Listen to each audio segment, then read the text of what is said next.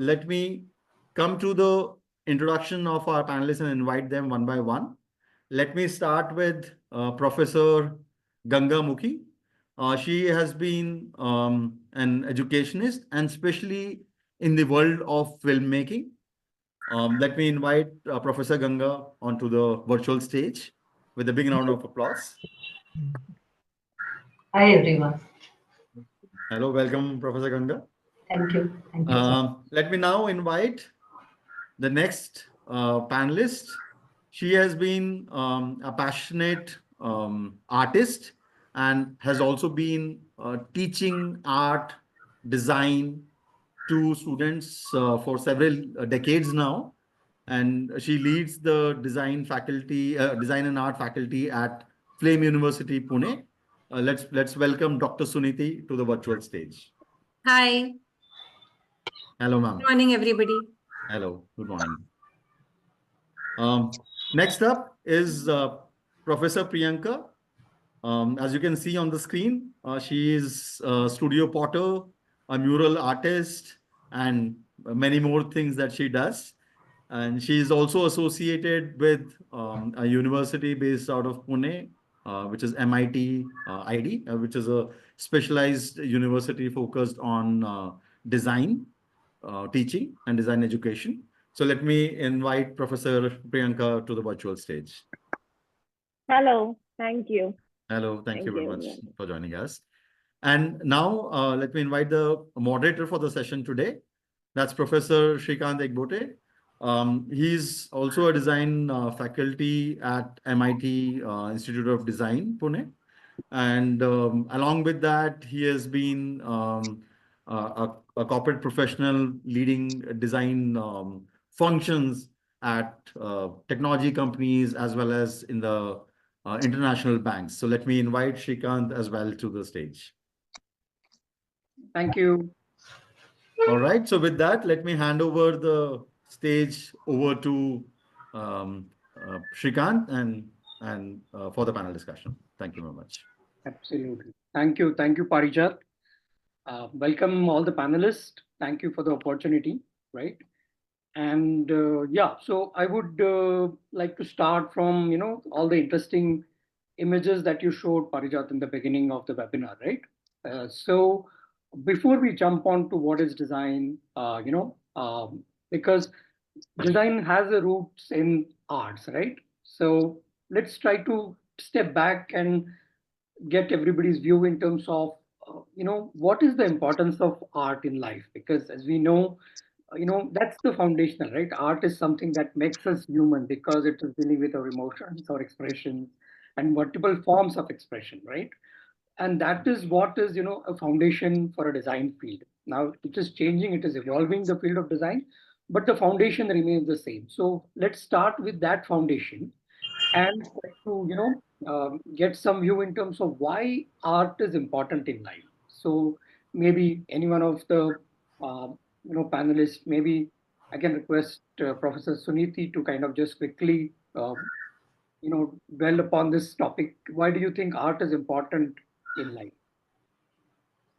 Art is to humans what heart is to our body. I always say that, so if at all, even for a second, your heart stops beating, what happens? So like that art should be integrated to make you a person, basically.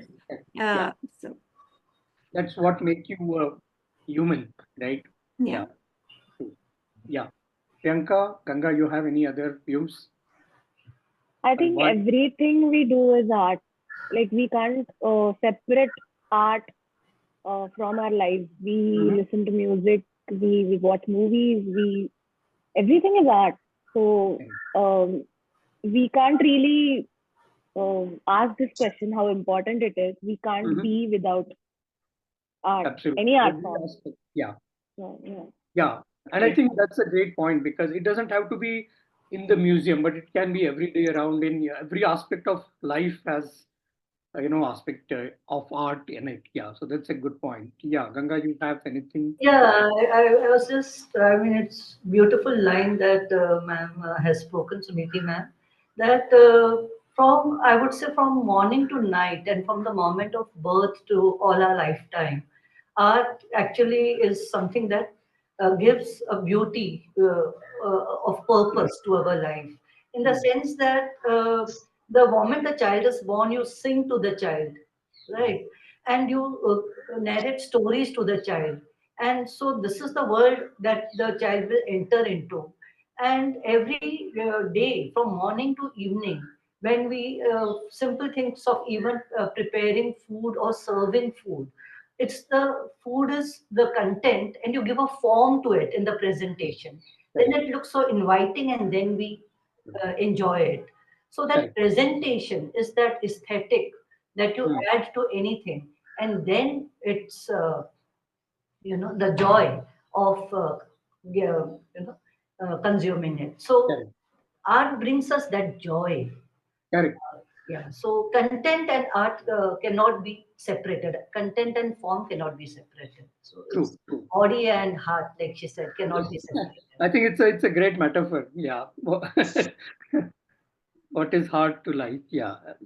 So great point, because I think that is something because once we understood that, because we tend to look at things from a tend to look at design from a different perspective, and then but if we have this foundation right, why is this whole thing important, and why current times when we look at why these things are again gaining importance, right? So I think that's a great starting point to the discussion. So we all agree that okay, this is what art brings to our life. It brings makes us human the way we are, makes our life more meaningful, right? Now moving to, let's say, design, right? Where because we are using both the terms together, like art and design, right? Moving to design part of it, right? We can look at design as a form of an applied art in a way, right? Because it is an application of artistic, principles or artistic expressions into some other form. Because why it is important to get that distinction, because uh, not art is design, right? People tend to kind of, the boundary between art and design is little fuzzy at times. People get confused into what is the art form versus where it kind of becomes design. And design as a word also we use in multiple contexts, right? So let's say even we talk about, let's say, graphic design, right? So how a graphic artist conveys a message through graphic design. We talk about product design, for example, right? So whenever we talk about product design, we talk about form and aesthetics of a physical product. But the product also, we are getting into certain complexities of technology and manufacturing functionality starts getting into picture, right? Now we talk about fashion design, right? We talk about animation design. We talk about film and video design or film design, right? What is the design aspect in filmmaking, right?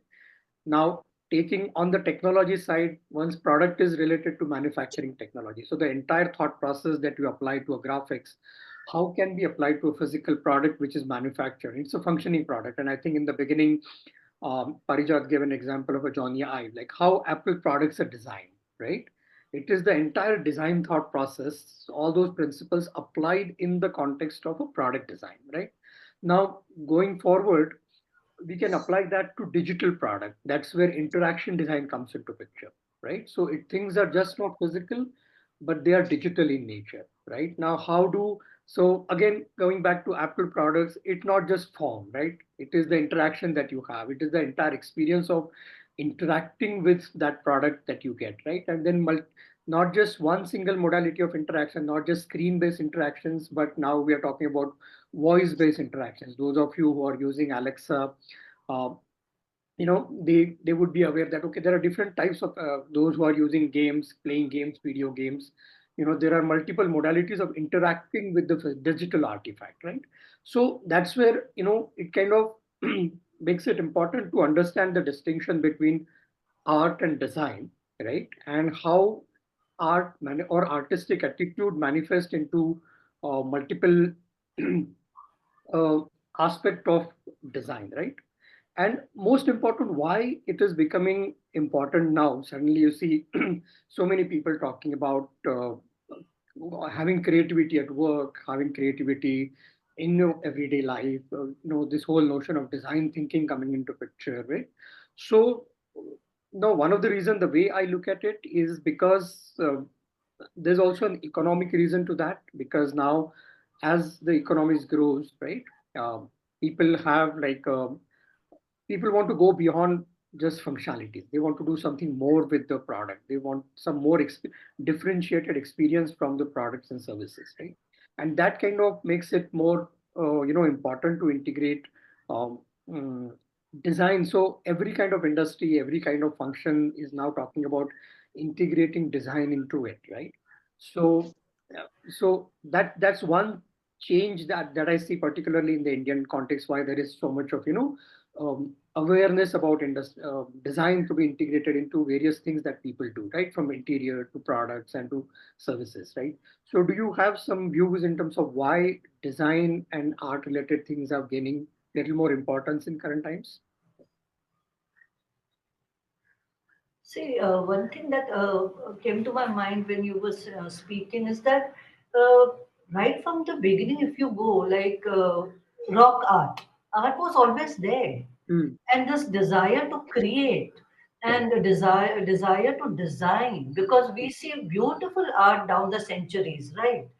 Indian art, and we have beautiful cave art, the kind of sculptures we have. So there always was a desire to give some beautiful form, and we may call it design. And the kind of from ranging from rock to fabric, Yeah. Across all metal. We have had metal art, we have temple art. I mean, look at the beautiful, the desire for making everything beautiful, I think is our basic instinct. Right. It's True. instinctual. And Mm. at some point, maybe when we are struggling and economics takes over, maybe the function becomes important. But like Right. you said, the moment we can take a seat back, then we crave again for the beautifying it. Aesthetical experience. Right. Yeah. Yeah. True. So that was one way I thought like that. Yeah. Yeah. I agree with Ganga because like it's been like since my childhood I've been seeing in very minimum means. My mom has always decorated our houses, like all our moms, I guess, according to their means and modes. But it's the necessity to keep, one wall at least will be colorful or something. Whenever we'll go somewhere, we'll buy something according to our uh, so I think it's from the beginning. Like, कितने भी पैसे हो आपके पास, what your child is going to wear, you think twice. What you're going to wear and how they're going to. So it's innate, I think, behavior of humans Mhm. to uh, we've just found a name, uh, designing. Like I can see right now all your um, chashmas, frames of are different, and we choose that. We go in the shop and we choose and we go through hundreds of it, which one will look good and bad and whatever, and that's design, I feel. So we just got the name Mhm. aesthetics and design, but we have been doing that since, as Correct. Ganga said, since cave. Yeah. Yeah, period. Correct. Yeah. No, that's a good point. So essentially what we are saying is design always has been there, not formally like carved as a design discipline or but it has been part of our life. People have been designing without really calling it a design. I mean, they must be calling it design, may not be in some language their time, but yeah, we may not be aware. But yeah, it has been always there as part of part of the culture, I would say, because I think the cultural part is very important here. But looking at Indian context, right? Coming back to the current times, like what do you think some of the reasons why design is kind of coming up again? Because people are thinking of, as a career options or as a, probably why there's so many design school opening up. So why, like, do you see any particular pattern there? Like why this emergence of, particularly in the Indian context?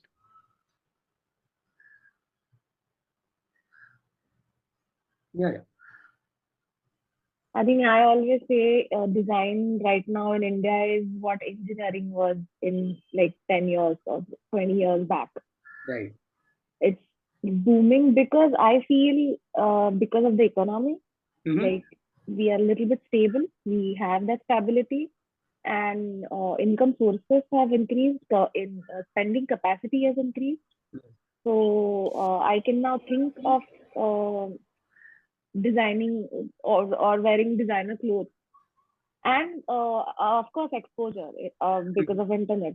I know how what people wear outside, and the desire to get that, even a replica of that, has uh, is becoming like integral part of our living, I feel. I think that's why design is getting important, because if I see earlier, like 10 years before, when my cousins used to visit from US, they used to bring something new, and we would be like, wow.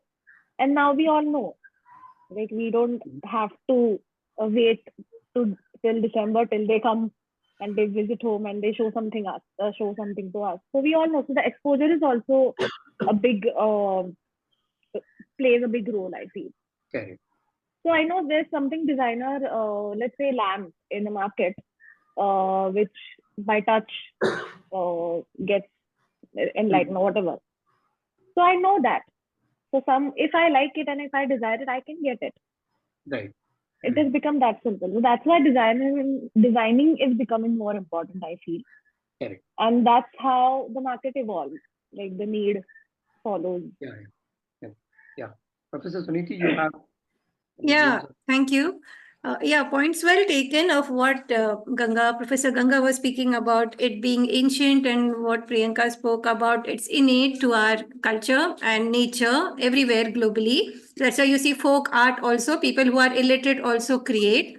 And I think creativity is the string that connects the bridge of art and design. And design became more a household thing globally, because after industrialization and after technology has evolved so much, more so from the late 20th century, and now everybody is like in one global village. You can be in the most remotest place and yet you can be connected to everyone in the world. This was not there till the late 20th century. So we know everything happening in every nook and corner. We are not only aware of people, what they speak, but the products they wear, uh, their lifestyles, everything. And that influences us. And disposable income has really, really shot up. And so people are willing to spend more on everything that is designer also, which previously was like a dream to own or buy, uh, at least in the metros. And I think that's the way I see it. Even when I was at a conference abroad in 2016 in Harvard, the 4 C's they spoke of this century, that's where I'm again linking it to creativity. One is you need to have communication skills. So, parents who want their children to aspire that their children should be good in art or design in the industry in times to come. These are the 4 C's which we heard and which are quite popular now everywhere. You need to be excellent in communication, definitely verbal as well as the art that you practice, because the visual speaks 1,000 times more than words. So whether you're creating an animation or whether you're creating a graphic or whether you're creating a film, or pots, it definitely speaks. So you need to be good in communication. So you hone those skills from childhood. You just can't, you have a place for yourself or an identity for yourself. It just doesn't emerge from anywhere. So you need to hone those skills and nurture those skills. So communication, then is critical thinking. It needs to go with some thought which you're projecting. So whether it was Picasso or whether it is Hussein, they had a particular thought what they wanted to see in their paintings and how they wanted to display them. Or whether it is David, what we saw. Why is David so famous? Anyway, that's another discussion. So critical thinking, the thought should be there. It can't be, mujhe laga to maine kiya. I felt like that is more a personal take for art. But when you are talking about design, you are addressing a target segment. So it has to go with problem solving. It has to go with a particular consumer bracket. The third is co-working. Co-working is very, very essential in this era. And the fourth one is creativity, which they spoke on, which was never as important as it is today, because you see, we are just bombarded with visuals everywhere. You just open your eyes and there are visuals, whether on your mobile, whether on the television screen, whether you're looking all around on the roads, everywhere there are visuals. And in that visual clutter, how do you carve a niche for yourself? So these are the 4 C's which I see essential. Absolutely. Thank I think great point. Yeah. Yeah. Professor Ganga, you have anything? Yeah, I was just thinking that again, I mean, perhaps it's like I said, that always we have been practicing art. Okay. And earlier, perhaps it was that, let's say that there were certain communities who practiced a particular kind of making. So, whatever they made, if they made utensils, they're very beautiful utensils that we have of the past. If they made fabric, clothes, they made very beautiful patterns and they were known for that kind of a pattern. And this patterns and this art traveled all across the world, even though we did not have so much transport, even though we did not have so much communication. But people kind of hunger for it and they find out and they reach it, which is what led to this whole colonization and all. Our cotton, the way it was, brought the whole people coming to us for our cottons, and the silk roots and all took all these very beautiful products across to the world. And we have, it's not that we never knew what was happening in the other end of the world, because there were very precious things that our families have traveled and acquired. And what did you always treasure? These were these beautiful artifacts. Right. So, but then what happened is, once these communities, once the formal education came in, this had to be now given over, and like now anyone can learn. But then this formal learning comes into place. Right. This is how I see it. Because earlier, what was acquired and which was practiced within a community now is now available to everyone. Everyone. Okay. Yeah. Okay.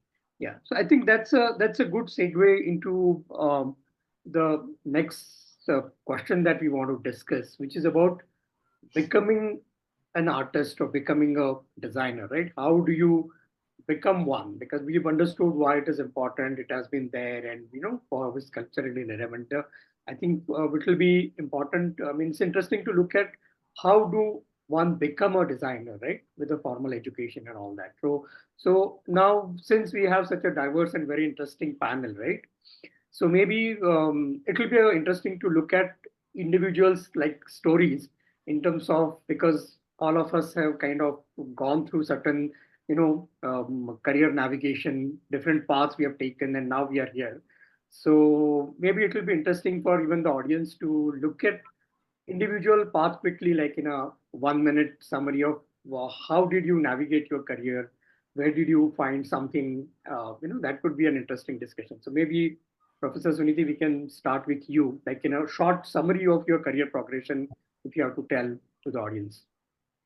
Yeah, since childhood, I only knew what to draw. I come from an old school, 40 years back education system. And I didn't know at that time what is design the way people don't know right now. I thought that the Cadbury ad is done in the Cadbury factory or a Bata ad is done in the Bata factory. And my parents used to just see me painting the whole day, and they knew that isse to paisa nahi milne wala hai. Then what do you do? So they wanted me to become a doctor. So they put me in science, and I was a very timid, shy girl at that time.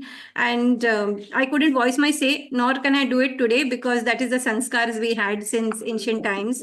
And so they put me in science, and 40 years back in the biology, at that time, 12th standard, we had to dissect whatever we had to dissect. And I used to faint. I used to faint just looking at how the scene was over there. And then my professor called my mother and gave a piece of his mind that she can't dissect one earthworm. What she's going to dissect a human being. And then I failed in the 12th standard because I wanted to go to JJ. JJ is a highly skill-based academic institution. And then again, I wanted to go to fine art because that's my calling. But my parents didn't want me to go to fine art. And then my school teacher came to rescue me and said, Abhi wo applied art naya shuru hua hai. So you send her over there, so then she'll earn money. I didn't know. I only knew कि मुझे उधर painting करने को मिलेगा. I was happy with this one thing कि they will allow me to paint. बस. I was not, because technology had not evolved and we were not so much with social media. So I didn't know anything. I just knew that painting करने का है जाके. And then that's how, and really that one small incident with the teacher coming home helped me sail. And that's how I'm a graphic designer today. And yes, that's in brief. Thank you. Great, great. Yeah, yeah. So maybe Priyanka, you would like to elaborate your journey? It's very hard in 1 minute, Shrikant, Yeah. but I'll try. Yeah, same as I knew since childhood that I wouldn't be an engineer because my mama was engineer and I had seen him reading books. So I was like, yeah, I can't read that many books, even one. So since childhood, I knew that I wouldn't go for engineering. But my father really wanted me to become an engineer because he was engineer and everyone was becoming engineer.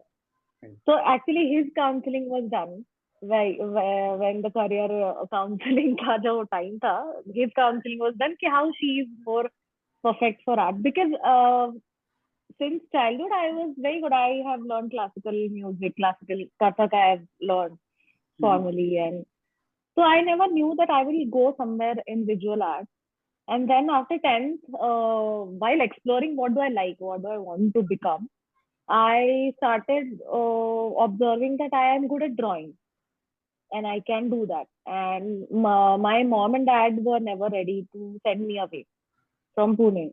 So there were no colleges in Pune that time. Only Abhinav and SMDT was opening a new course. So I got into SMDT. I did my bachelor's there in visual arts. But I was not satisfied. As I was experimental batch, first batch in SMDT. So I also applied for JJ. And I told my parents that I will now, because then by then I was very clear that I want to pursue fine arts. So I told my parents that I will take 1 year break and I'll prepare for JJ because there are only 5 seats among that 3 open seats. So मुझे क्या ही मिलेगा from girl from Pune who knows nothing about art and design. So my mother said nothing doing. You're not taking a break. You do contingency plan. So then I applied for NIST and told them that my JJ interviews are there. So if you're holding my, because I stood first in that by mistake, I feel, because there was geometry and maths involved. So I told that professor that if you were holding my admission, I would like to go for JJ. And I did masters from JJ then. Okay.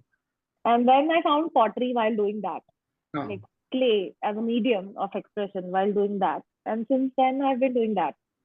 And design, I opened a studio and then I had to take a job because of financial problems I was having. And then since 7 years, I'm enjoying this job as well. So I am having my cake and eating it too. Okay. Yes, Professor Ganga, about your journey. Yeah, I'm surprised that the journeys are not very different. So same, I also, I did want to be a doctor because again, it was my parents' dream. And I also thought that, see, it was post-independence, India had this very noble vision of making our land, serving our people, making a new India. So somewhere those dreams were there with us even in the 70s and all. So we wanted to become a doctor, go to the villages, serve our people. So that was the dream. But at the same time, I had seen some very beautiful films, and and I liked literature. So initially 11th, something similar, dissecting, when it came to dissecting, it was a slightly, for me, more of an ethical dilemma. Like, how can I take the life of one to give life to another? So it was like, this is not right. So that ethical dilemma, I didn't even reach the stage of dissecting actually. So that was one. And but perhaps it was partly also laziness because I wasn't doing too well, though I was getting 80% and all, but 80% would not get you into medicine. Okay. So then, Yeah, and then also the family also wanted me to be a doctor, but they also wanted me to marry off early. So there was,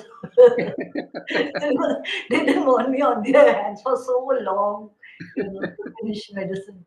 So all these things were there. So 12th, in fact, already I switched to arts because I was very fond of literature. So I said, okay, I think I want to go for arts. So I switched to 12th arts, and with an 80% at that time, the college was wondering why such a bright student should go to arts, because at that time arts was people who did not make it, and with 40% and all, you went to arts. So, but the family was supportive. They said, okay, one good relief that, okay, we don't have to wait too long. It's all right if she doesn't become a doctor, but she can get married soon. So, so then, but my college, the degree college, luckily had a very active, a very good literature department, and the professors were also very much into film appreciation. They watched films and they discussed films, and we also had this mass communication paper. So through that, we got some exposure to film clubs were at that time very popular across the country, and so then I traveled to Mumbai. From I was residing in Kalyan, so we had to travel 2 hours if we had to go and watch a film, which was doing the festival rounds. And traveling back at night would be a big challenge. So family did worry like a lot about what was happening, but they also trusted me enough, knowing that okay, I mean whatever it is, there's some good pursuit. So we went to watch films which were like being talked about a lot by the masters, and still, but I could not confess to my family that now I think I want to go into filmmaking, because you still didn't talk about it, and films were still looked down upon. So that was difficult. So I went on to do my literature. I did well in literature, BA, MA, and my college invited me to join as faculty, so I became a lecturer in literature. And so all this was good for everyone, but not for me, because in the heart I want to become a filmmaker. While I have a very good job and I enjoyed teaching, that was some very beautiful years, because I love teaching and I love literature, but I wanted to make films. So so that search continued, and then I started finding out seriously at some point. Uh, I thought like, okay, everything is good, but I'm not happy, because till I don't get into filmmaking, I will always have that nagging thing. So I started researching, and then I was surprised that it's not so difficult. I applied first to British University, Southampton, and I got like the offer letter also. But and I was doing this very secretly, because I still didn't have the courage to tell my family that I'm thinking of films. Uh, but I thought I can only go in a academic way, because at least that way they are like not so worried, So rather than give them a big shock, I can do it in a certain way which they can also go along with. Be reassured. जैसे जोर का झटका धीरे से लगेगा. हाँ, धीरे से. So Southampton में acceptance भी मिला. So all this, like meanwhile, I'm also connecting with people who are serious about cinema, because I'm visiting film festivals and getting to know people, and my department works on films. We watch films, we discuss films. So meanwhile, we are honing, like ma'am said, we are honing ourselves, not one fine day, you say. So all along that journey is happening. And then Southampton said yes, but they would give a partial bursary. So at that time, even a few more lakhs meant like, no, I cannot do that. And so I said, okay, now it's only the Film Institute. Film Institute, when I applied, it was a 0 year Film Institute of India. So I had to wait again. I did not, I tried again. So that means years of waiting. So you wait the whole year, then you apply again. And the first time I just applied without even researching what was required. So I did not clear the exam. But now I knew what the exam expects of me. So with that knowledge, now the next year I started preparing that, okay, this is the way to go about it. And I prepared. And meanwhile, I got some opportunity to make some documentaries, some small projects. So, because once you are in that circle, then people also connect with you, your team start building up. So we were trying to make short films, documentaries on our own. And for SNDT or NGOs are always looking for people who will make films for them. So documentation. So like that, I got to do some work, which later I could show at the Film Institute as my portfolio. Okay. Mm-hmm. Yeah. So next time when I cleared my exams and I had a portfolio and I had been known to some people, so that made my acceptance in the institute much easier. Right. So this is how I became Great, great. the Film Institute. Fantastic. Yeah. So I'll just quickly narrate my journey in the Yeah. interest of time. So I also, like all of you, I've also brought up in a very traditional family, which is with a, in your case, it was all medical, but in my case, it was all engineering, right? So I was like, my grandfather, father, everybody had from an engineering background. So natural progression was into engineering. So I did my engineering, but during my engineering, of the projects I did was more to do with product design. So that time I did not knew, but some one product designer I met and he was looking at my projects and he said, "Why don't you think of doing design? Because the projects that you have done are not core engineering projects. You have like a something like a design part to it." And I said, okay, fine. So that was the first exposure, and I'm talking back in 90s. Then this thing happened when there was no internet, no awareness, and that's was the first time I heard about NID and IDC and what is the preparation that is required to go that. And then I applied for both and got in through IDC. So my parents at that time were not aware what am I going to do. They were only happy about two things. One is I got admission in an IIT, so that itself was big enough to leave aside everything. So they were not at that time they didn't had any concept of what is design and what is all that. And there was no internet. Importantly, I'm talking about back in 94, 95. Internet was just coming up, right? But yeah, so for me that path was, and on the parent front it was not that difficult because of the big name of IDC. And uh, yeah, then I could, but as I can see, like my interest kind of grew. And while I was applying for IDC, I was part of low theater groups. I was part of, I was interested in film. I mean, as you said, there was a film club that we used to run. There was a experimental theater group that I was part of. And now when I look back, I said, okay, that actually qualified me to get into IDC because that had kind of prepared me internally. Now you can only connect the dots when you look back, right? That time I was not aware, but we were into that Marathi experimental theater moment, and we were all busy in that doing lots of interesting stuff.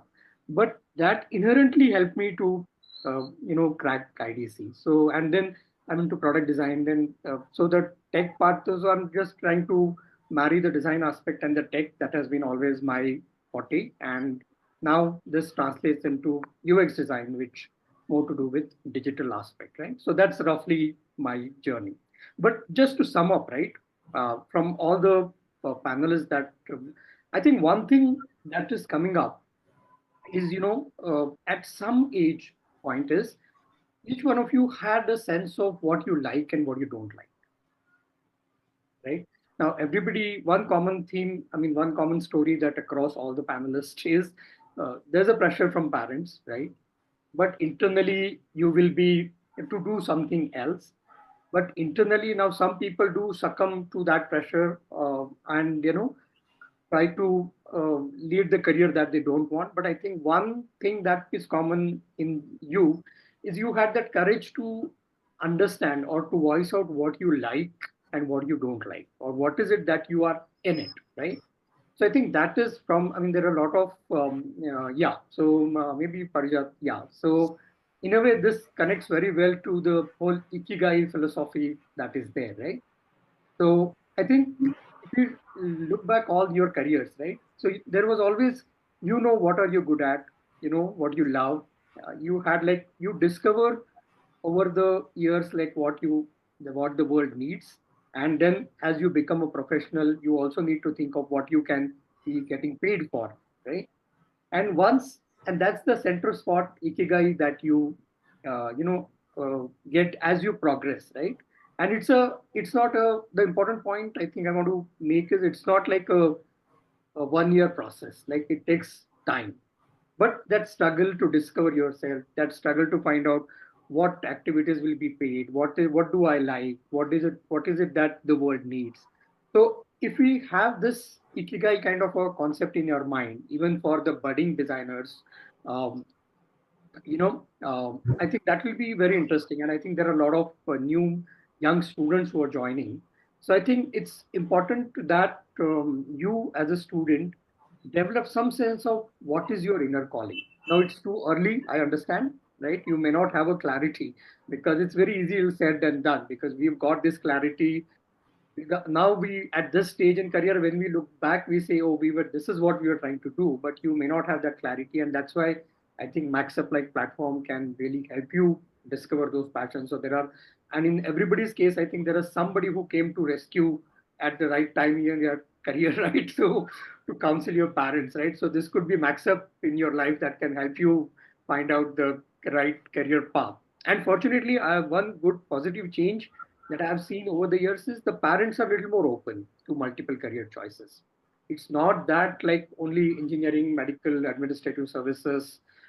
I mean, at that time when we were young, I think those were the options, and people were thinking of career only in these compartments. Like you have to choose any one of these. But I think right now, even the parents are, much more open to multiple career choices and multiple ways of exploring the career. So, but I think more important part is understanding your inner calling, understanding your own passion. What are you good at? And that is something that you will have to do yourself.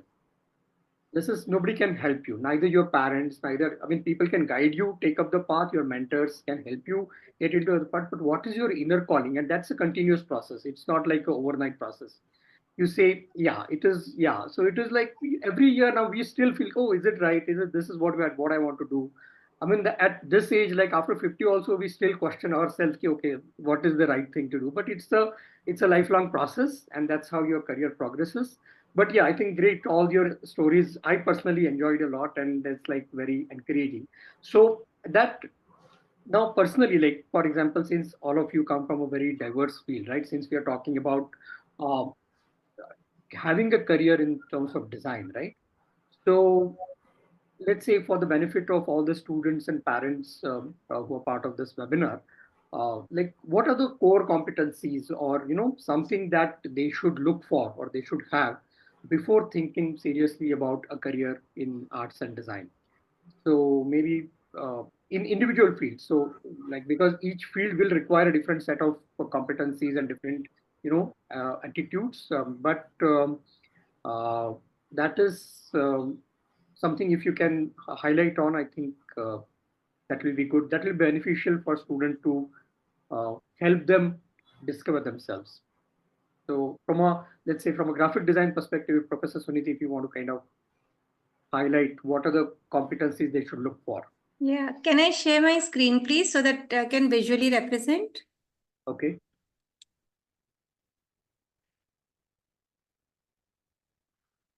You should be able to share, Professor Suniti. Yeah, thank you.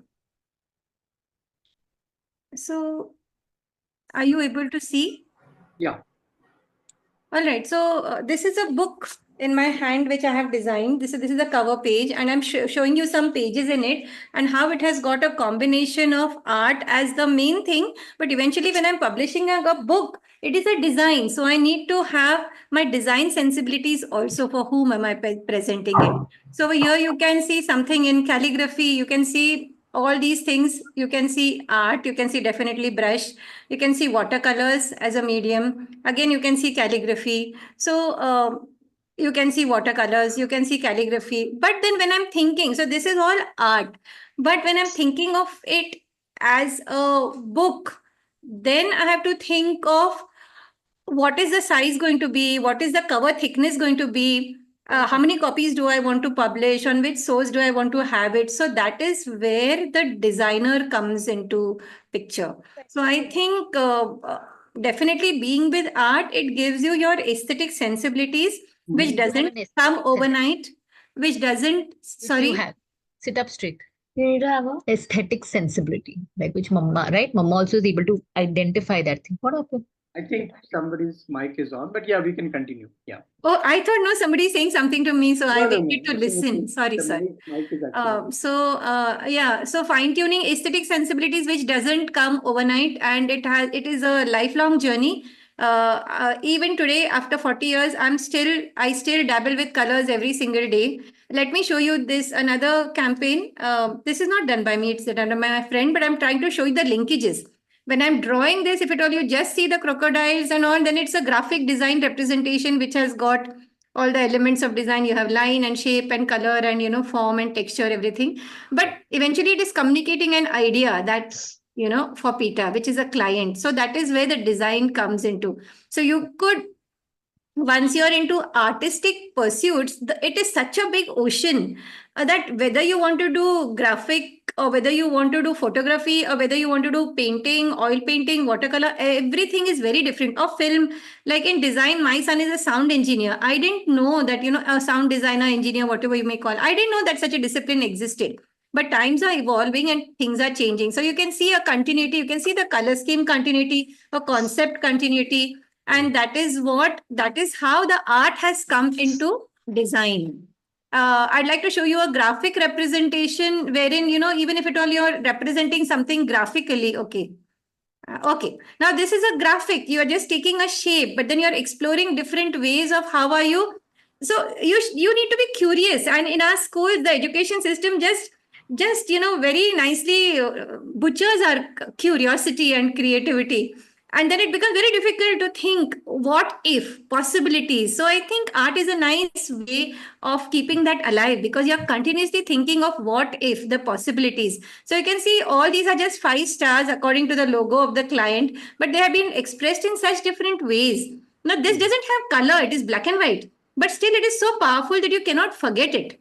So I think that is where the design aspect comes, but it is definitely embedded in art, like what we saw of Dakuna's visual of Amul ads, which is like a So treat even if we look today. at, So if we this look at, was in brief what I thought yeah. maybe. So if I have to sum up, so like having a sense of aesthetic sensibility and curiosity is something that Hmm. the person should have. So Professor Ganga, from a filmmaking perspective, somebody wants to have a career in media or filmmaking. What are the what are the core competencies in a way like they should look for, they should develop? Yeah, see, film is really a coming together of various disciplines. So, Okay. if one was to look at direction, which was what I was interested in, then it's somebody who is very much excited about stories. Okay. Okay, so and telling stories or listening to stories and the way stories are narrated. Mm. So, because of most of the films are narrative and they are telling stories, and when they are not non-narrative, they are still telling something in the way that will be engaging for the viewer. So, this Right. narration, how to narrate, and this Mhm. which is a what stories do. They how do they present something to us? So, somebody who loves literature, somebody who enjoys listening to stories, telling stories, who loves anecdotes. So Mhm. maybe reading up a lot of literature, and somebody who, there are people who we love to hear, we love to listen to them because they can make a very simple incident so interesting to narrate. So you have to cultivate, if you know that kind of a quality, that Mhm. people listen to you when you speak. Correct. Because Mm. in your film, you have to have the viewer just staring at the screen for what you are telling them. Storytelling skill is the director would hone that. And but also, since film is cinematography, since film is sound, since it is music, uh, since it is editing, how you put the film together eventually. So people who love visualization, like ma'am has shown how 5 stars can bring an idea visually, and a fish can be portrayed, or a couple dancing can be just portrayed by these 2 stars, the way they're placed together. So this kind of interesting ways of presenting. I'll just narrate an anecdote in one of our workshops when we were students, okay, in one of our workshops, and one international filmmaker had come and he said, he put a chair in front and he said, okay, how would you shoot this? And most of us were looking at eye level angle. So where we were sitting in our chairs and we were trying to visualize from there. But one student went right under the chair and said that from here is where I'm going to shoot the chair. So he had found a unique angle. So, always looking at this unique way of presenting, which will strike people's attention. Yeah. Okay. So that kind of, Yeah. and So I think these abilities as a listening to a lot of filmmaker. music. So Correct. Yeah. for sound, yeah. Yeah. So storytelling, narrative, having a unique perspective, I think this is something important from a filmmaking perspective, right? So Priyanka, from a ceramic art perspective, what do you think people should look for? What competencies they should have? I think first of all, I would say hard work, Okay. because right from preparing the clay, it looks very zen and very nice on Instagram and on videos. It's really frustrating when you're learning. So many of students, they come and they will be like, I want to make my own mug. How many days it will take? So it's not, it's a lifelong journey. I'm still learning. I'm still doing workshops every year. Right. So patience you need to have, specifically with ceramics, because when it comes to glazes and colors, it's not like you apply and It's not like painting. You have to apply, you need to fire for several hours, and then you will see the result, and result might not be with what you like. And then you start from the scratch. So hard work in every and patience, and I feel in every aspect of design, you need immense passion. That I have to do it. Right. I need to do it. It's like, because I have seen now, I have teaching foundation for 8 years. So I've seen students give up in like 6 months. Mm-hmm. And I have observed a pattern: who gave up, who doesn't have patience, and who doesn't have that passion. That I have to do it. I always tell my students that if you want to be a ceramist, be ready to be not a super rich person.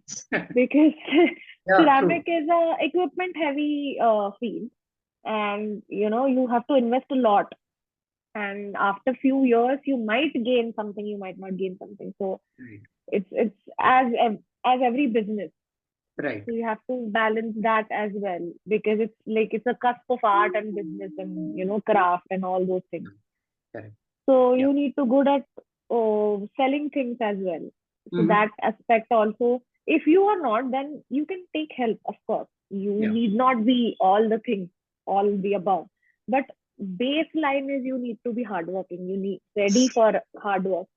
When it comes to ceramics, because my parents are in awe whenever my teachers told me she's the most hardworking student in our batch or whatever, and they'll be like, what, she doesn't work at home at all, so she's always sleeping or she's leaving around. But at there I am very passionate, or there I am very hardworking.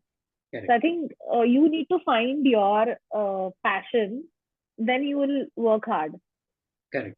Yeah. So finding passion, I think that's an important part, and ability to invest, and at times thinking of your passion over and above the commercial benefits. Everything else, absolutely. I think that's a common thread across all three panelists. So in my case, I'll just quickly summarize. So I work at the intersection of tech and design.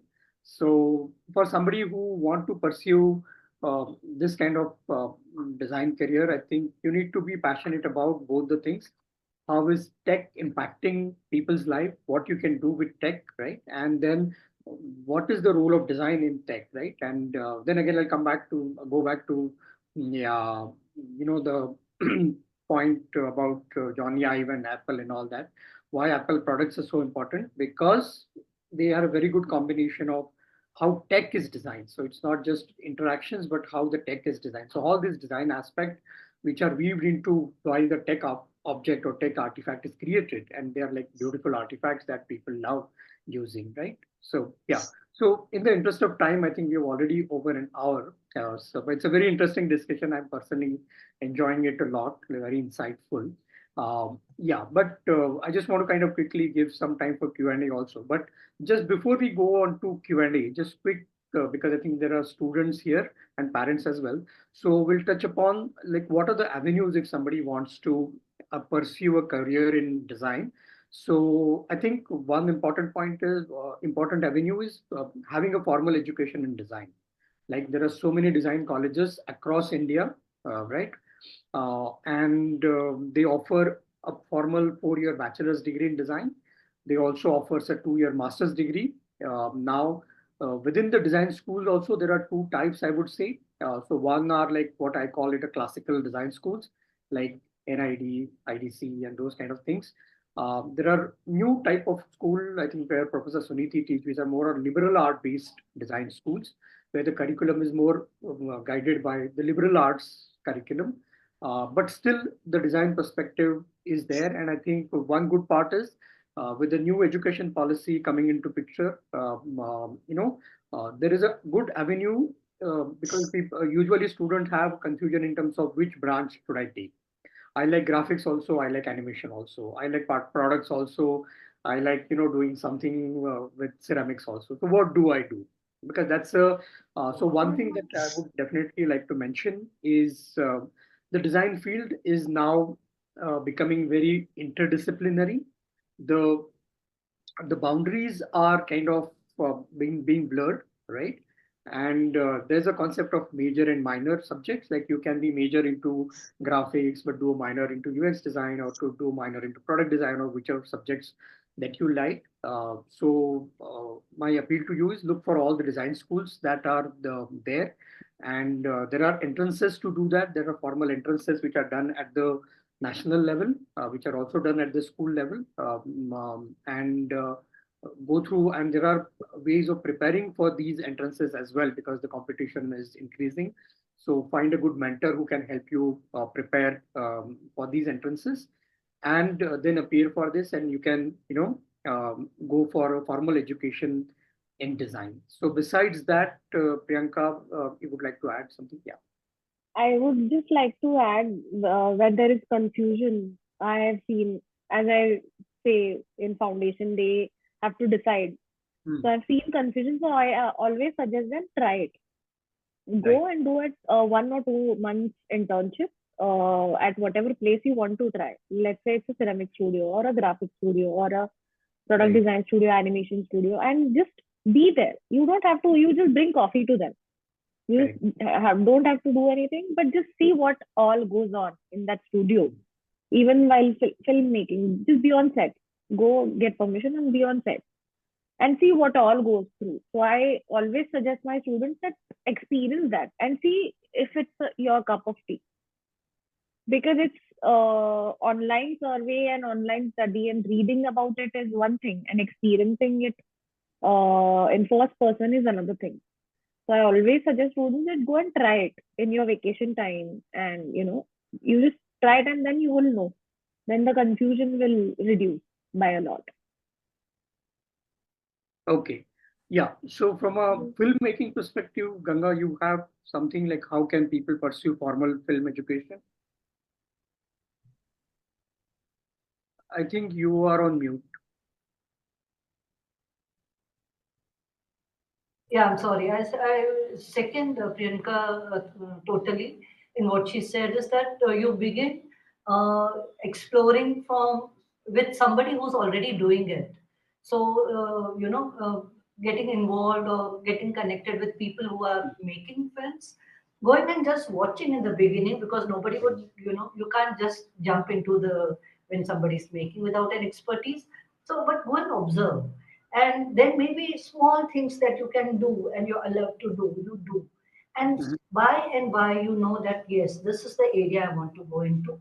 Or this, because watching or shooting is the most tedious thing to do. It's most boring if you're just observing. Yeah. No, So, as Priyanka said, yeah, for pottery looks very exciting yeah, and from but I outside, can imagine, yes, the yeah. kind of patience it calls Yes. for. Correct. But at the same time, if you discover that you are enjoying that process, and you can just, when you're watching it, and for you, that's your space. And then you can find out, like there are these institutes, there are like you said, classical. So there are the government institutes, the film institutes in Pune, in Calcutta. One is coming up has come up in Ladakh. So you can check it out. And then there are state government institutes also. So Kerala has a state government institute. And so we can also do some research on that. Rohtak has one. Various states have their own film institutes, which have been government run, and they've been there for a long time, so they have a certain kind of history and training to offer. But then there are whole lot of private institutes now who are offering film and video as major, minor component. As design colleges are also offering film and video as one of their components. So while you are exploring other design elements, you also want to explore a bit of film and video. NID is offering film and video. So like IDC is offering film and video. So there are these top institutes and there are these private institutes. And one should ideally begin by one is observing, then working little bit, doing odds and ends. And nowadays, with the cameras so easily accessible with phones in your hands, just go and make your films. Start making these small films which are possible. It can be documentary, it can be fiction. Try your hand at it because there's nothing to lose when the equipment is in your hand now. Earlier, it was not possible at all. So, but now the filmmaking is right in your hand. Make it, post it, share it with your friends, get your friends together, and like this, you will be able to find your way ahead. And also the discipline which interests you most from the varied ones. Great, great. Yeah, so I think we are almost over an hour. So it's a great discussion. Yeah. So I think it's a good time to make it open because I think people have lots of questions. So maybe we'll make the floor open for questions. Yeah. Maybe Suniti, you can take one by one. Yeah. Yeah, so there are like lots of questions that we had actually received earlier also, but there are like 3-4 questions I'll definitely try to pose. One specific one, there's like one person in the group, I think Emashri have put in, and almost like 15-20 people have raised the same question. Can we earn money from being an artist? Somewhere I think you have touched upon this point, but if any of you would like to just put in some focus and can answer, I mean definitely not a yes no answer I'm looking forward to, but then if you can just elaborate a bit, any of you want to take this question, please do. 100%. Yes, there is never a time as good as this 21st century to be an artist and earn money. Because you're not in your own, small space. The world is your space. The world is your home. You can create your artwork and you can just post it and everybody in the world sees it. Provided it really resonates. And it resonates with somebody in the world. So you can connect with people globally. Say, for example, animation as a discipline in art, which is very fun. It is really, really booming currently. And things across are changing. Like I said, that my son is a sound engineer, sound designer, and I didn't know what I thought when he went to SRFTI that he will join something in Bollywood and then he will be working with somebody. That is a conventional way. But he and his wife, they are YouTubers. They don't go to work. They're just at home and making videos and uploading it, and YouTube se paisa aata hai. So this is something which was unheard of, that you're not stepping out of your house and yet you're earning money. But see how times are changing and transitioning, and how this interdisciplinary thing, and this is an example which whether you take it for visual art, whether you take it for design, whether you take it for filmmaking, what I'm seeing in my house itself, wherein the world is your canvas. And this is the most exciting time for anybody and any discipline. Yeah, Priyanka, you wanted to. Yeah, I think I agree with Professor Suniti because as ceramic, as far as ceramic concerned, after we all felt that COVID will hit us bad, but most of the ceramics worked really, really well in COVID, and they had lots of assignments, and because it was opened globally. So, and now people are including that ceramic and art in their daily lives. Like people are visiting museums, people are buying artworks from websites. Having said that, I feel it's also tricky because the competition is increased. Everyone is doing ceramics now. In Pune, there were very few ceramic artists earlier. Now there are more than, I say, 50. So keeping up with the competition, you need to find your niche, and then, as I said earlier, selling part, the business part of it, because art it's a commonly said thing that artists are very bad at business. So I think my one of my mentors told me that instead of doing masters in like I wanted to do a double master in ceramic, and he suggested me that instead of doing masters in ceramic, because you know ceramic now and you're working, do an MBA, learn how to sell your artwork. So I feel there has to be some middle point of it. Either you, because it's good time to do artwork. It's like very booming, but as it's very competitive. It's becoming competitive as well. So it's very tricky. You need to find your point of balance. Yeah. I feel. Okay. Yeah. Makes sense. So, yeah. Just so Neeti ma'am want to add something. Yeah. So Neeti ma'am, did you want to add something? No, she said. Okay. Yeah. So one is true that it's the booming time for all arts. One is we've all kind of understood the importance of art. I think for me it came in a big way that during COVID people were watching films all through the day, and that kind of helped them to survive those times. It was stories which kind of helped us to come to cope with all our whatever we were facing during those times. And post COVID, like, because we thought that theaters would close down, we were not allowed to go to theaters, but the opposite thing happened. And suddenly people flocked to theaters, and people were, on the OTT boomed like anything. So there has been a big boom. And then, like Priyanka ma'am said, that has also brought a lot of competition and a lot of challenge. So then, on the one hand, so many films were being made, but on the other hand, they were not able to recover the money. And so then again, there was a crunch, and so getting work became difficult again.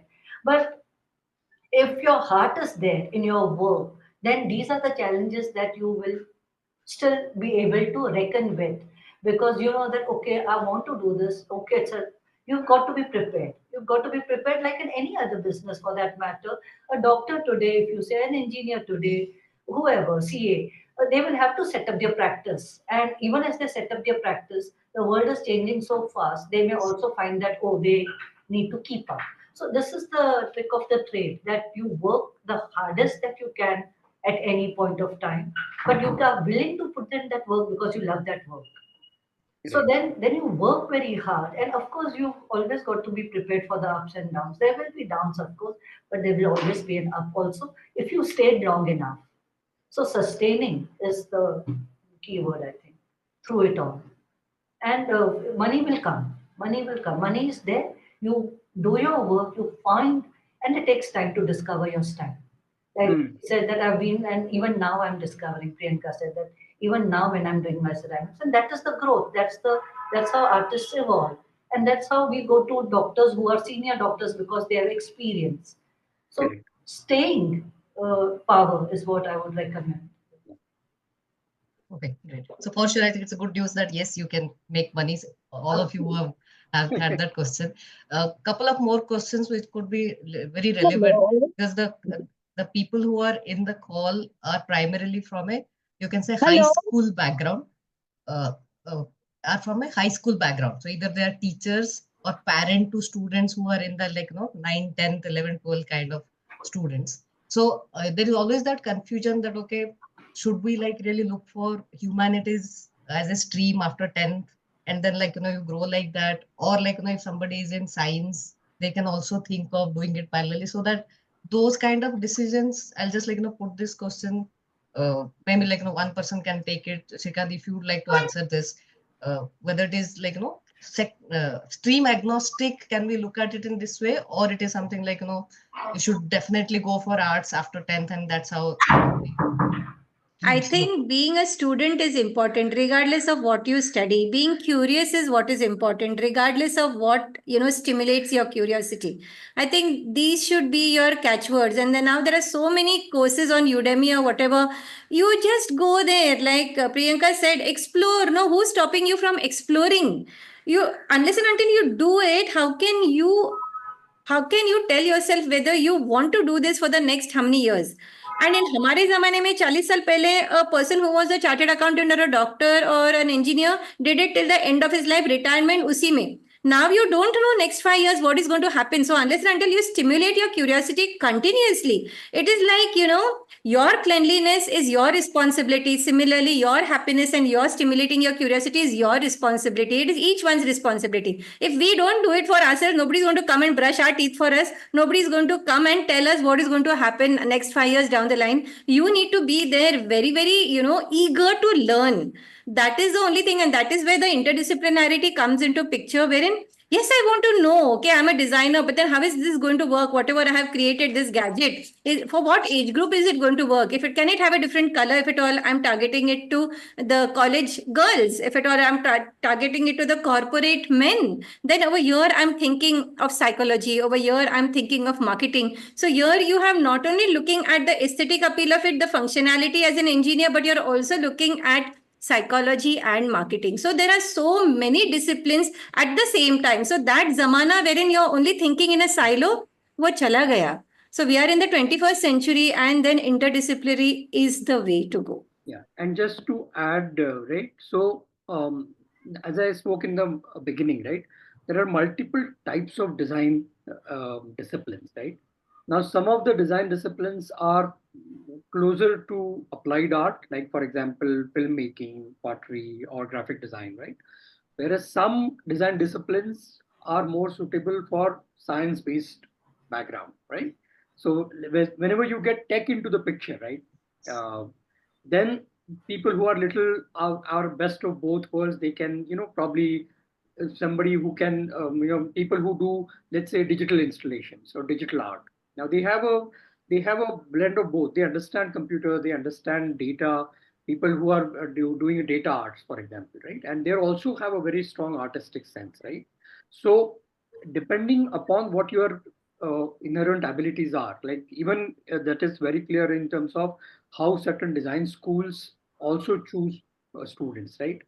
So some design schools will definitely try to evaluate you or judge you purely based on your artistic abilities, right? Where some design school would look a balance of analytic thinking and creative thinking, both, like left and right brain, both, balance of both the things. So depending upon where do you find yourself, what are your potential abilities are, and I think there are some very good aptitude tests which tells this person like what kind of inherent abilities that a student has, and then based on that they can decide which discipline within the broad umbrella of multiple design disciplines they want to pursue.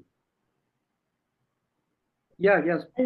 I'll just add one point. I agree both of the points. I'll give you one example of my brother.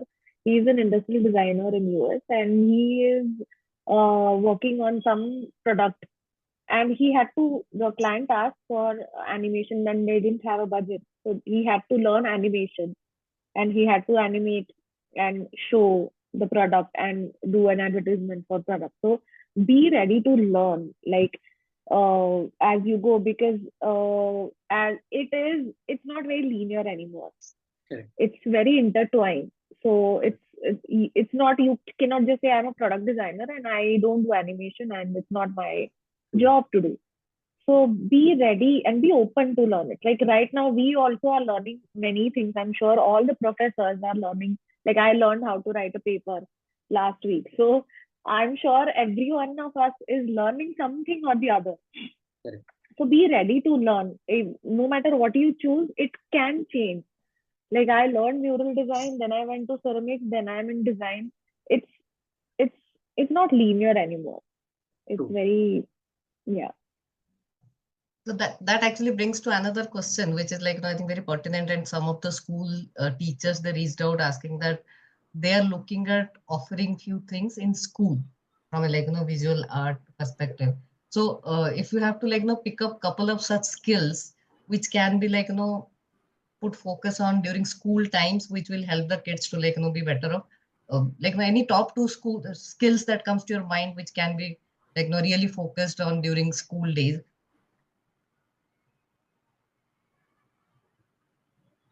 Anyone? I think I think any skill that develops their patience and hardworking ability and creative, any skill. It wouldn't, bamboo ka, ये करना है अगर, to be, it's not a problem. Any skill, any craft, anything would be okay as long as it's developing something in them.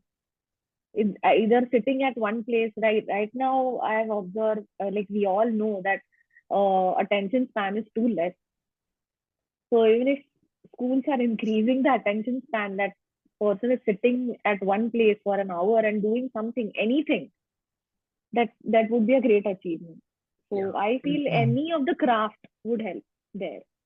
Okay. And one skill that I would like to have is something called as visual thinking skill. Yeah. Right? And by visual thinking, I don't mean drawing good pictures. I mean, you can eventually draw good pictures, but visual thinking is now, if you've heard of this concept called sketchnoting, right? How do you visually memorize things? How do you visually represent complex ideas, complex concepts, right? And that skill, I mean, because we are being taught in a very text heavy kind of environment, everything is communicated through words, right? So, and I think for any, and this is discipline agnostic skills, where you say, okay, how do I visually represent certain ideas, abstract ideas, right? And if you're good at drawing, you can draw better pictures, nothing like it. But it doesn't have to be like that. Is not skill of your artistic skills, but it is more how do you visually represent ideas, and that is now even in the business world, even everywhere, these skills have been nurtured consciously. So if instead of losing that and gaining it again in design school, it's better that they develop during the school days and don't let it die. So they are well prepared when they get into design schools. So I think that's something I would like to add. Okay, Professor Suniti, you have that wow sessions. I think that's also something for children, I guess. Would you like to mention anything about it? It is a doing thing. So unless and until people come over and do it, it doesn't make any sense for me to just speak about it. But okay. Yeah. Okay, got it. I think it's also goes in line with what Professor Priyanka was saying, like doing something, whether it is painting, art, craft. I think that's one such skill. And visual thinking is a good point that Shrikant has mentioned. That I think an extension of communication, it can be looked at, but visual thinking is very pertinent. So with that, like, let me just ask the last question, which has come most often. With the onset of AI, how things will change, because many people have started assuming that okay, abhi to jo bhi artist kar rahe the, the machine can do it. So then the whole point of having an individual doing it, to jo bhi job tha wo to aur 10 saal ke baad to chala hi jayega. So when it comes to future opportunities in this space, there is that apprehension which is setting in. Sure, setting it in a tech world also, but when it comes to art, it looks like okay, these will go probably sooner. So your take on this point, it can be like whole session in by itself, but quickly if you would like to take this up. The name itself, I keep saying, is artificial intelligence, and everybody sitting here is really intelligent. So you are real, and that is artificial. So if at all you go with that, I think you will have more trust in your abilities than trusting a software which is there to help you fine tune and add more, an X factor to your already existing brilliant idea. It can't think for you. Like your Word document can't think for you. You have to think and type what you have to type for the PPT which you are making. It can't happen from nowhere. So the main idea has to come, and you cannot match human intelligence. So everybody over here is real, and that intelligence far supersedes AI, that is artificial intelligence. And one full form of AI is not just artificial intelligence, but it is also called as augmented intelligence. Yeah. So augmenting means it is augmenting human ability to do something, right? And there are multiple studies, even the simple, how does game of chess, which was played with computers. So it has now proven that a human with machine is much more powerful than machine alone. So, so it is, you need to look at it, look at AI as a tool. It is, so one thing I must say that there's a bit of a hype that has been created around AI, right? And everybody, there's a, mad race to get into, ride into that wave. But soon it will have, people are seeing where it works, where it doesn't work, and how to control. Right now, it is, everybody is in the state of, trying it out, what best can be done. But there is no replacement for human intelligence. And particularly from an artist perspective, we have to look at it as, or from a perspective, we should rather look at it as how it is going to augment our intelligence and not replace human. So as long as that part is, and this is what is going to happen, as long as that part is clear, I think there's no need to worry. And again, the low level part will be taken by the machines, right? So there is a famous meme that is happening, or famous joke that circulates on internet, right?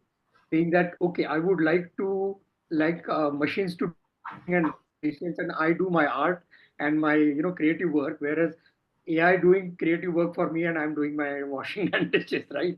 So that's but that will eventually happen because as I said, it will be augmenting human intelligence. Probably certain low level activities which can be automated by machines would be, low level jobs would be taken care by the machines. But when it comes to thinking part, it will still remain with human, right? And that's where, that's again connects back to the first point that we were thinking, that why design kind of field has become such an important, because this whole aspect of thinking, creative thinking has been, people are saying, okay, you're not machines, you're something more than that, right? And what is more than that, that makes you interesting, is creativity and art, right? So I don't think it will go to, it's just a temporary phase. And although if you talk to, if you look at even on the internet, people, all the artists would say that, okay, this is like a hype that is created and suddenly people are afraid, but that will see its own path. Yeah. Professor Kankan, do Yeah, you see I that would you like and cry? to. Yeah, I would like to take Suniti ma'am's opening line and say that just like she said, art is about the heart, and the heart is still with us. Yes. So no AI is going to take away our art from us yet. Yeah, That yeah. that human touch that we have, that we bring to our art, that is what we still crave for, Yeah. and AI cannot fulfill that yet. One, But one but possible. but it helps us in a huge way. It's a huge help, and if Correct. we can only use it intelligently, we, like ma'am said, we are much more intelligent. We are, so it doesn't still match human intelligence. And I would say that if it does match the intelligence, the heart is still with us, and Yeah. your art needs to have that. That emotion that will come is what is going to connect people to your art. And there's a good possibility, if things happen the right way, there's a possibility that it will make us little more human, that we know what, how to differentiate between machines and humans. So there's a possibility, we know, we trust uh, humanly abilities and human intelligence and human emotions more. So there's a good possibility we might, it will help, might help us uh, make us more human maybe. Okay, okay, okay. So with that, Shrikant, I'll wrap up the questions here. There are a lot of individual based questions which will respond separately, like how to be a actor, how to be a graphic designer, how to be a potter. All these are very individualistic questions. We'll respond separately. If we need any help from your side, I think I'll reach out to you separately. It's already 12:30. We'll be And happy a to lot of answer. people, You can right? share those questions with us, and we will provide whatever answers to the best. Yeah. Right, right. So, Shrikant, I'm giving it back to you if you would like to summarize the discussion in any manner, Yeah, sure. any Definitely. last points, Yes. all up to you.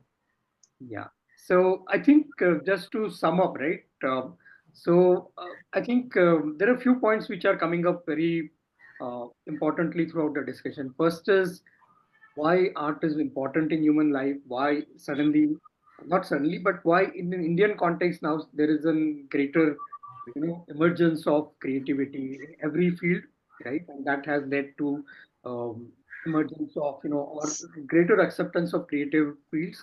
We looked at everybody's journey, and I think there are a few points which clearly stood out, like finding yourself first, understanding yourself, what are you good at, what are you not good at, right? And we spoke about, yeah. So I think Parijat has this uh, sentence, you can be what we believe in. So I think all the panelists spoke about their own passion, how did they go about it? And I think that's the key takeaway. One more important key takeaway from the session was like trying it out something on your own, right? Rather than just going out on a theoretical knowledge, just getting enrolled into few courses and then saying, oh, it's not for me. I think one important point that came out in the discussion is just give it a try to understand, explore yourself. And another important point came up is it's a continuous process. It's a lifelong process. It is not going to happen overnight. And as all the panelists agreed, it is your entire career is an exploration. It's a process of learning.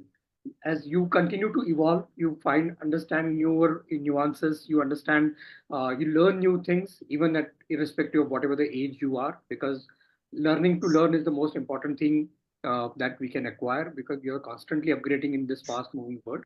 So I think that's important takeaway. And yeah, and I think we spoke about formal avenues, but going back to you know, the career avenues, I think the world is your stage right now. There are enormous, I think panelists agreed that there are lots of opportunities and this is the right time to be in the field like design because it is kind of technology is kind of opening up. Even if you are in the remotest corner of the world, you could be connected to anybody and everybody in the world through internet. And yeah, and then also we talked about commercially, how can you find your niche? There are no easy path for, by the way.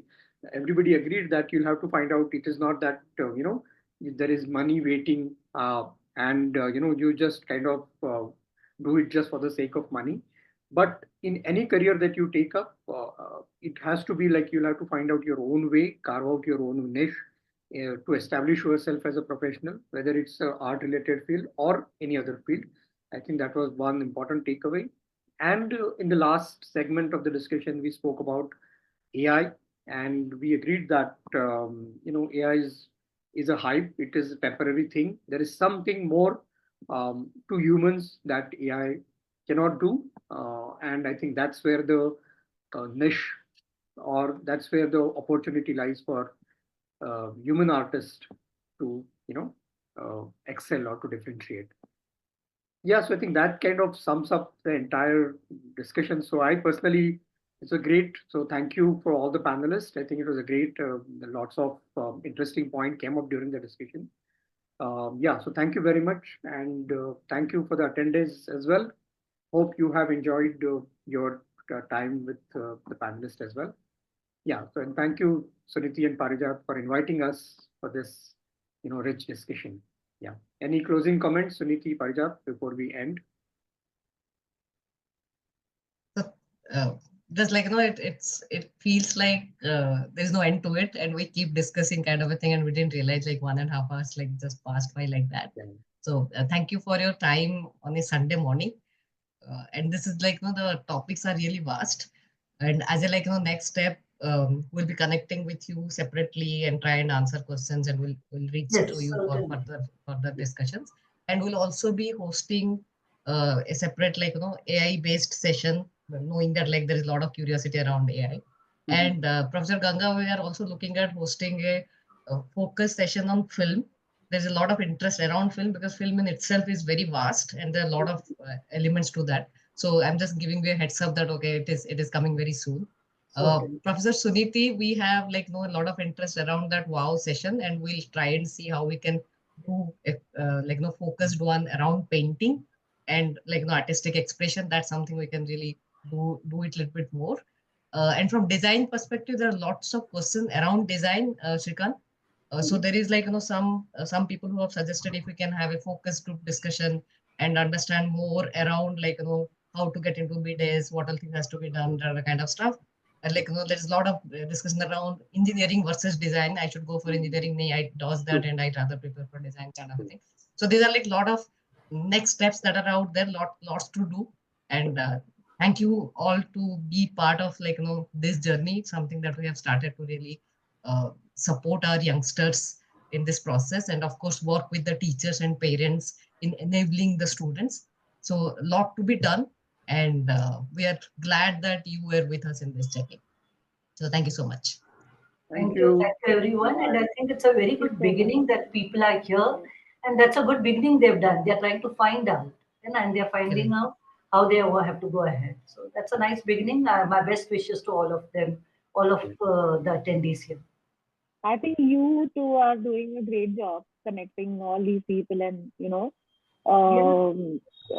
because parents, I know they are very anxious because there's a lot of confusion. There's a lot of how to go about it question. And what you two are doing, the work is really important, bridging the gap in between. So yeah, kudos to you two as well.